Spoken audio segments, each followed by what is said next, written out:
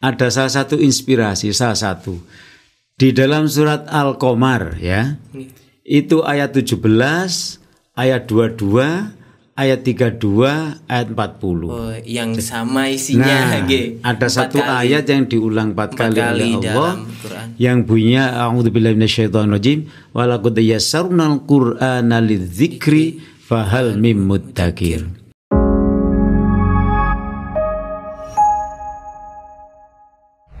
Assalamualaikum warahmatullahi wabarakatuh.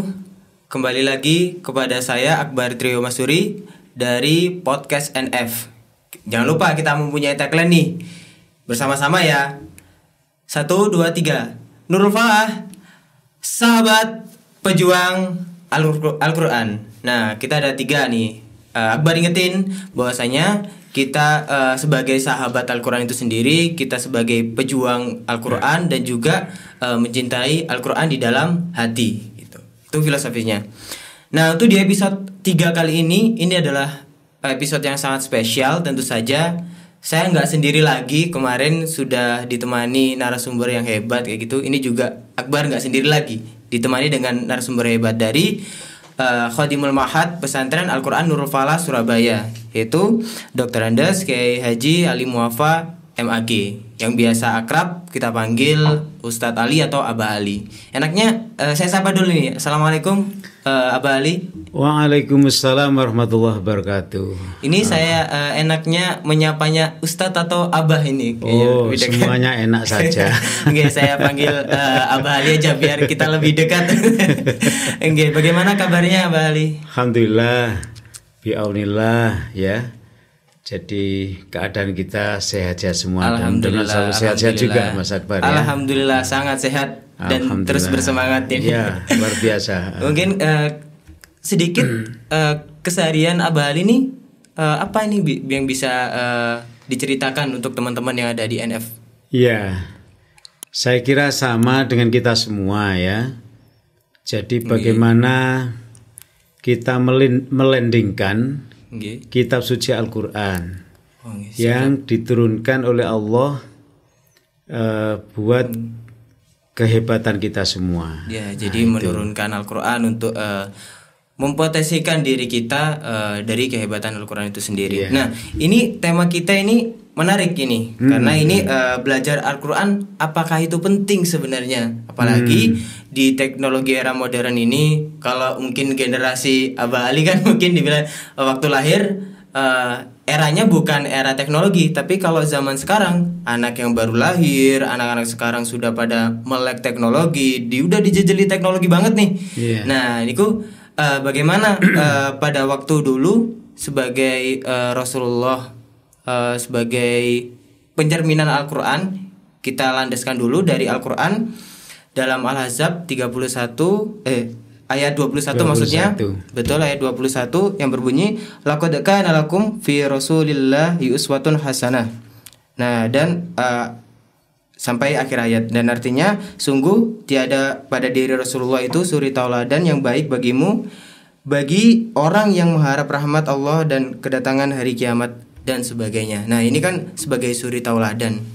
Nah, mungkin kenapa sih kita mulai dari sejarah dulu nih Abah. Kenapa sih Rasulullah bisa dikatakan suri tauladan yang baik atau cerminan dari Al-Quran itu sendiri? Iya. Bismillahirrahmanirrahim. Jadi kita masih terngiang-ngiang ya. Betul. Tentang cerita keberadaan dunia ini sebelum Rasulullah Muhammad SAW. Seakan dunia ini berjalan sendiri tanpa aturan, seakan begitu ya. Hingga hal-hal yang tidak baik itu dilakukan oleh manusia umumnya pada saat itu. Jadi akhirnya kita juga tersinggung ya dengan salah satu firman Allah bahwa manusia itu dikasih hati, dikasih pikiran ya, dikasih panca indera ini, dikasih nikmat. Nah, yang semua itu memiliki fungsi. Betul banget. Jadi kira-kira menurut Mas Akbar, orang-orang yang lahir sebelum Nabi Muhammad pada waktu itu, apakah tidak punya telinga? Apakah tidak punya mata dan hati? Punya semua. Kan punya. Punya semua. Sama dengan Mas Akbar loh. Iya, sama. Bentuknya mungkin ada yang sama, kembar mungkin. Nah, itu yang saya bilang tersinggung tadi. Tapi karena Allah yang mewarning kita, jadi ya bukan tersinggung, malah kita senang diingatkan. Peringatan Allah itu, manusia itu diciptakan sebagai makhluk yang paling sempurna. Ada nafsu, tapi juga ada akal pikiran. Terus ada lagi namanya makhluk Allah yang bernama hewan. Itu hanya punya nafsu, dia tidak punya akal pikiran. Akal pikiran, betul banget. Sehingga kalau di meja kita ini ada makanan lalu dia santap, yaitu hewan. Nafsu makannya. Dia tidak berpikir ini punya saya, punya Anda. Sedangkan manusia tidak. Loh, ini mau saya makan, mau saya minum, minumnya siapa? Dia punya aturan, dia punya pikiran. Lalu Allah mengingatkan, jika manusia sudah dilengkapi dengan alat berpikir, kemudian tidak digunakan, pertanyaannya, apa bedanya dengan makhluk yang nomor 2 tadi? Oh iya, betul. Makan disantap begitu saja. Betul. Dan lain-lain. Nah, akhirnya Allah itu membimbing kita semua. Seluruh umat manusia di dunia ini dibimbing agar menjadi orang yang baik. Disitulah diturunkan pemimpin namanya Rasulullah Nabi Muhammad Sallallahu Alaihi Wasallam. Sallallahu Alaihi. Gitu ya. Nah, Nabi Muhammad ini membawa misi besar, yaitu membimbing manusia menjadi orang-orang yang bahagia di dunia dan di akhirat. Dalam bahasa Quran itu beliau membawa misi rahmatan lil alamin, menolong kita semua ini, siapapun akan ditolong bagi yang mau. Sebab dalam Al-Quran ada yang nggak mau juga, begitu kan? Betul. Karena tadi yang dikatakan bahwasanya Rasulullah cerminan Al-Quran tadi, bahwasanya Al-Quran itu untuk membimbing kita biar selamat dunia maupun akhirat, yang rahmatan lil alamin tadi. Begitu ya, Bapak. Iya. Maka Nabi diutus oleh Allah memimpin dunia ini untuk menjadi penduduknya menjadi saling menyayangi, bahagia, tentram. Saya kira kita menikmati sekarang kan? Adanya teknologi mungkin dan sekarang. Iya, ya macam-macam.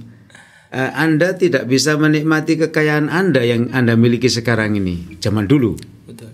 Kalau Anda sebagai seorang yang kaya, bisa ditumpas oleh orang yang kuat secara fisik, diambil kekayaan Anda. Sampai istri Anda pun bisa diambil zaman itu.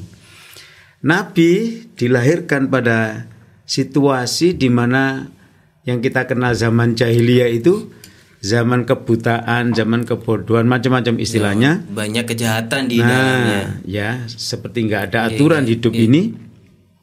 Nabi diturunkan di masa seperti itu. Ya.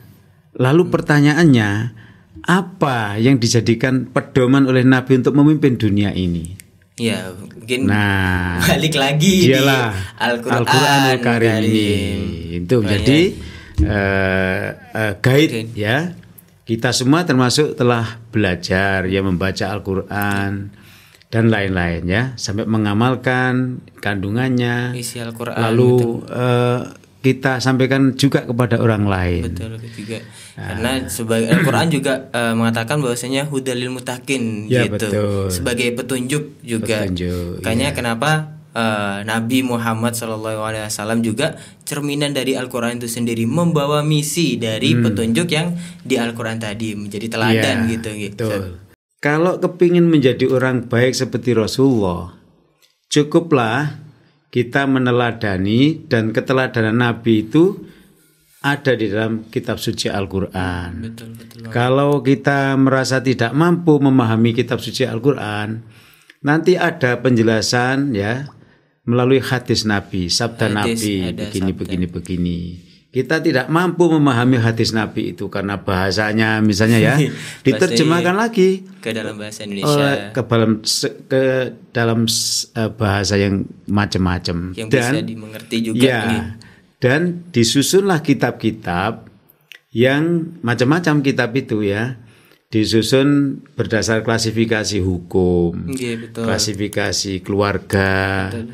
Politik, sebagainya. Tinggal memilih saja. Nah, itu ujung-ujungnya kembali kepada Al-Qur'anul Karim. Nah, itu hebatnya Islam di situ. Jadi ini menarik ini juga nih, karena sebagai cerminan Al-Qur'an ada banyak hukum dan banyak makna gitu. Tapi dari konteks sekarang nih ya Bali, kita ke konteks sekarang, karena tadi kan sudah suri tauladan yang baik, sebenarnya kita yang bisa kita contoh, banyak aspek yang bisa kita contoh terkait Nabi Muhammad di dalam Al-Qur'an ini juga. Kalau nggak di dalam Al-Qur'an, tadi di dalam hadis. Kalau nggak paham hadisnya bisa terjemahannya. Kalau nggak paham juga bisa kita baca sejarahnya ataupun yang namanya sirah Nabi biasanya. Nah ini kalau zaman dulu kan tentang spirit Al-Qur'an tadi, kembali ke tema. Apakah Quran penting? Nah, kalau di zaman sekarang tadi banyak anak-anak nih ya Bali. Kalau di zaman dulu kan spirit orang menghafal Al-Quran, belajar mengaji itu sangat tinggi. Nah, untuk sekarang di Indonesia menurut Akbar kayak sedikit menurun, apalagi teknologi ini sudah masuk, anak-anak pegang HP, ngajinya mulai menurun, spirit ngajinya. Ada fenomena di kampungnya Akbar juga, ada yang kadang seperti itu. Menurut Abah itu bagaimana kita, apakah di momen sekarang ini apakah Quran ini penting, terus kemudian bagaimana cara membuat anak-anak ini semangat untuk belajar mengaji? Nah, ini pertanyaan yang sangat penting ya. Jadi Al-Quran, agama Islam, pedomannya Al-Quran itu dia wahyu Allah yang sudah disiapkan oleh Allah untuk berlaku sepanjang zaman.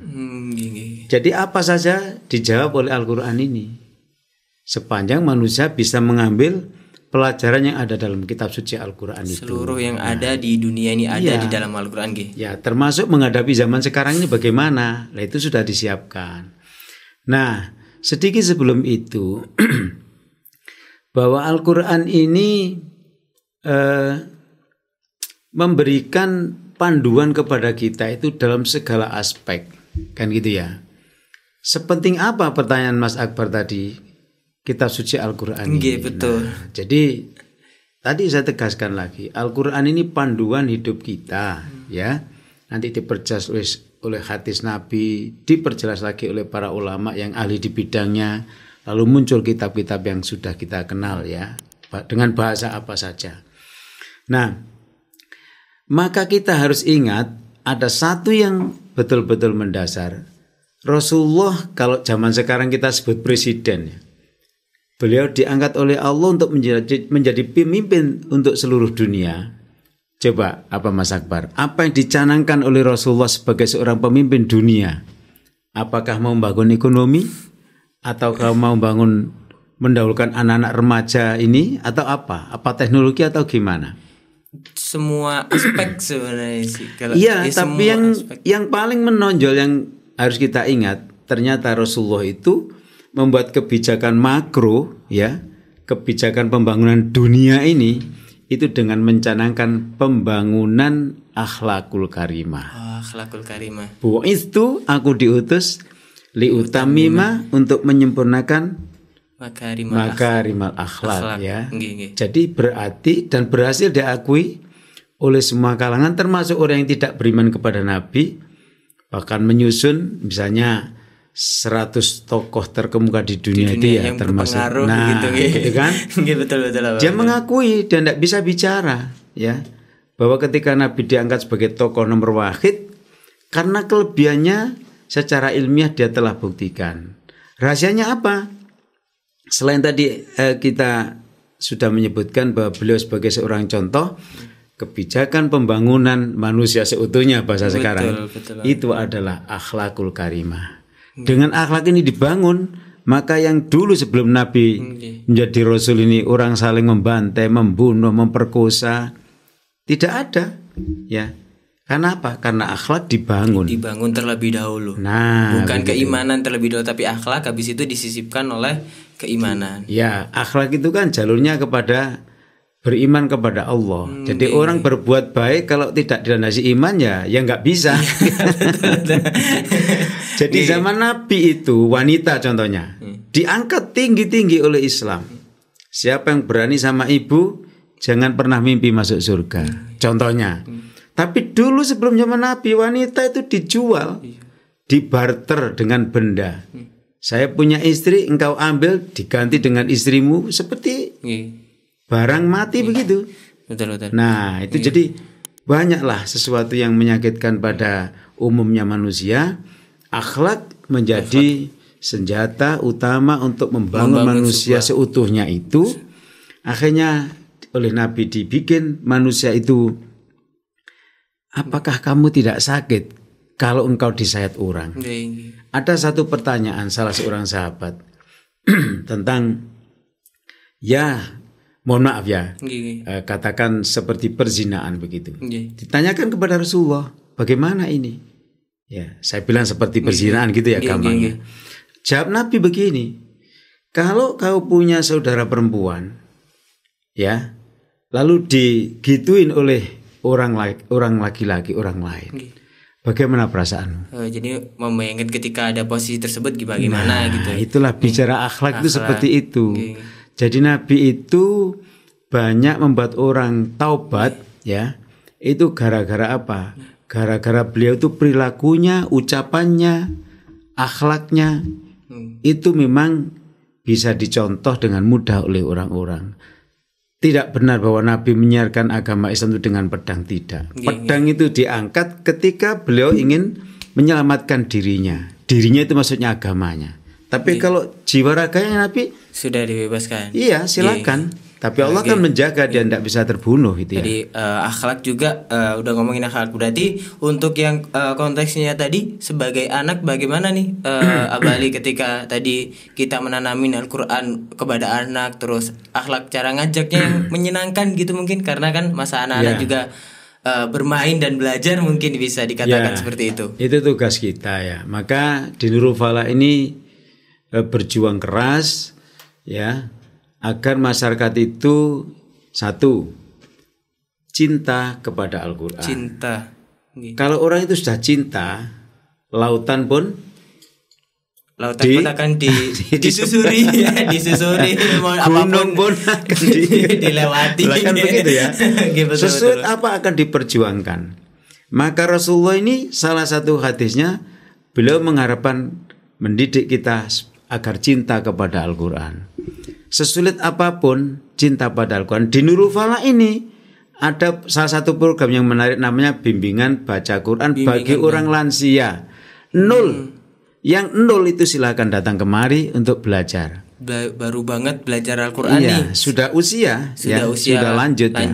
Dan anak-anak misalnya di Nurul Falah ini ada taman kanak-kanak ya yang pagi hari itu bagaimana mengajarkan anak-anak yang masih baru bisa berkata-kata ya, itu ada pendekatan masing-masing.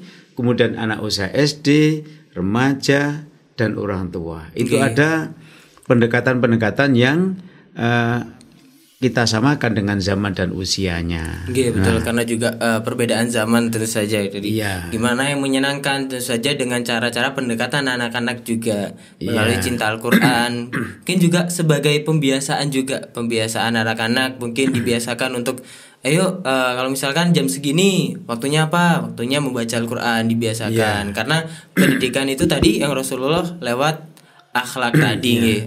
Ada salah satu inspirasi di dalam surat Al-Qamar ya. Itu ayat 17, ayat 22, ayat 32, ayat 40. Yang sama isinya ada satu ayat yang diulang 4 kali oleh Allah yang bunyinya a'udzubillahi minasyaitonirrajim wa laqad yassarnal qur'ana lidzikri fahal mim muddakir. Ringkasnya dari pelajaran ayat itu, Allah itu yang menurunkan Al-Quran, yang menciptakan Al-Quran, yang menfirmankan Al-Quran. Ia berjanji dan memastikan dengan kata-kata walaqad. Dan betul-betul sungguh-sungguh Al-Quran ini diciptakan oleh Allah mudah untuk dipelajari. Ini sebelum kita tutup podcast hari ini, kayaknya sangat disayangkan. Kayaknya perlu pertemuan lagi sepertinya untuk membahas ini Ali kayaknya. Sampai akhir masa pun nggak cukup kita bicara ini ya. Cukup sepertinya. Nah, mungkin mengingatkan kepada sahabat yang di rumah mungkin juga bisa mendukung program kita Lazis Nurul Falah juga. Ada yang namanya wakaf Al-Qur'an ini bagi orang-orang yang ada di pelosok negeri. Ada kan orang-orang yang ingin belajar ngaji tapi tidak memiliki Al-Qur'an yang layak. Sahabat yang ada di rumah juga bisa nih wakaf Al-Qur'an dimanapun dan kapanpun melalui tabungamal.id. Sekarang wakaf lebih mudah tapi pahalanya selamanya. Ingat gitu ya. Nah, kita kembali sebelum penutup nih ya Bali. Ada pesan nggak untuk teman-teman yang ada di rumah, apalagi orang tua yang mempunyai anak, pesan-pesannya untuk mereka seperti apa untuk membangun akhlak tadi yang cermin Al-Qur'an, membangun untuk membiasakan membaca Al-Qur'an juga di rumah. Jangan pernah lupa misi Nabi, misi Quran, misi Allah itu ya membuat orang baik, bahagia di dunia ini dan di akhirat nanti. Baik itu, bahagia itu kalau kita terjemahkan luas sekali. Tapi semua orang bilang saya ingin bahagia, saya ingin baik, membuat redaksinya ya terserah, tapi maknanya seperti itu. Itu dari mana? Ikutilah jejak, contohlah jejak ucapan perilaku Rasulullah Shallallahu Alaihi Wasallam. Nah itu ya yang saya pesankan. Jadi ini kewajibannya siapa untuk mendidik generasi kita menjadi orang yang cinta kepada Nabi, yang meniru Nabi. Ya tugas kita semua. Betul. Mas Akbar tidak usah ngomong. Saya kira sikap kita, cara berpikir kita, perilaku kita, ucapan kita baik ditiru kawannya. Selesai. Karena kalau Mas Akbar bisa juga ngomong-ngomong ya silakan. Dengan cara apa? Balighu anni walau ayah. Ya sampaikan dengan metode yang kita punya dan cocok dengan audiennya. Ini ya. Jadi hidup kita bismillahirrahmanirrahim. Kami ikut rombongannya Rasulullah untuk menyampaikan kebenaran. Tanamkan niat itu dalam diri kita. Bismillahirrahmanirrahim. Nah, seperti itu ya. Jadi dengan niat ini hidup kita ya Allah, bismillah. Saya wakafkan untuk menyampaikan kebenaran seperti yang diajarkan oleh Rasulullah. Selesai. Bayangkan kalau itu niat kita diterima oleh Allah. Setiap detik sampai akhir zaman nanti perilaku kita adalah merupakan investasi, amal jariah, ibadah kepada Allah Ta'ala.